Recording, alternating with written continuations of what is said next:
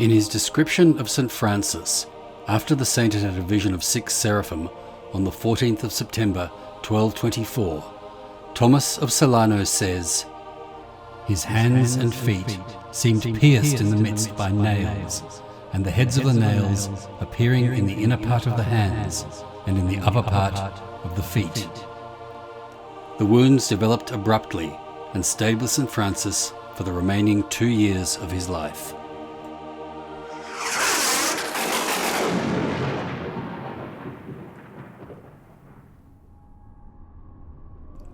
Francis' wounds were the first known manifestation of a phenomenon known as stigmata. Hundreds of people since have spontaneously suffered lesions resembling those of the crucified Christ.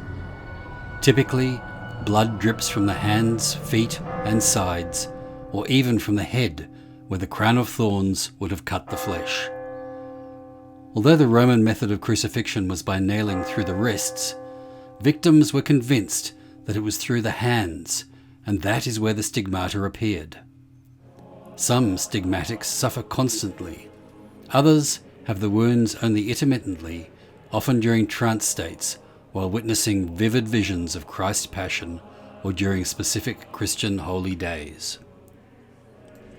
Stigmata may be accompanied by other inexplicable phenomena. Over an 11-year period, the blood from the wounds of Domenica Lazari, who lived from 1815 to 1848, defied gravity by flowing upwards. St. Veronica Giuliani, who lived from 1660 to 1727, claimed that her stigmata were both external and internal. She drew diagrams to show where a cross, a crown of thorns, 3 nails, swords, and a letter had been impressed on her heart. After her death, an autopsy confirmed what she had described. A noted 20th century stigmatic was Therese Neumann, who lived from 1898 to 1962, from Connersreuth in Germany. By the age of 21, she was blind and bedridden after a series of injuries. But her ailments were suddenly cured in 1925 after she had a vision of Saint Therese of Lisieux. The following year, during Lent, Neumann announced that Christ had appeared before her. Immediately, she felt excruciating pain and blood began to flow from a side wound. Every Friday that followed, the wound reappeared, healing a day or so later. On Good Friday, her family saw blood flowing from her side, hands, and feet, while bloody tears dripped from her eyes. Then stigmata began appearing on her forehead, and she started losing up to half a litre of blood a day. In 1918, an Italian monk known as Padre Pio also developed stigmata after seeing a vision of Christ while celebrating the stigmatization of St. Francis. When the vision faded, Pio's hands, feet, and chest began bleeding profusely. The wounds recurred weekly for the rest of his life until his death in 1968.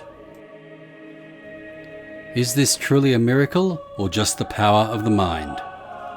Since the 18th century, researchers have noted that many stigmatics have dissociative personalities, characterized by radical mood swings, trances, and visionary states.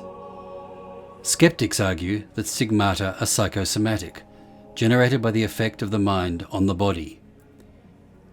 British researcher Ian Wilson, in his 1988 book The Bleeding Mind, supports the theory that such wounds are self-induced and attributable to intolerable personal stress.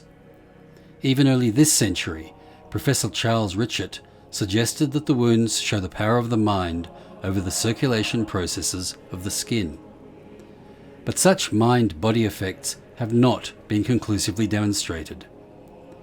When scientists have tried, through suggestion, to duplicate stigmata on hypnotized subjects, the results have been no more than red marks on the skin, and nothing like the wounds associated with true stigmatics.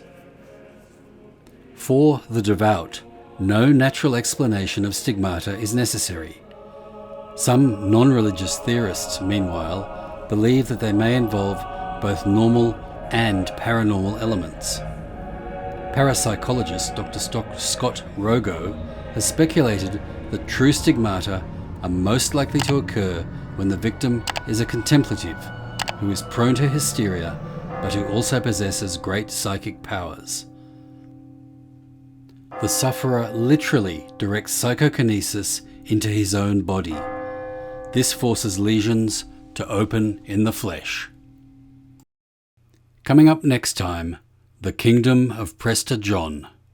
See you then.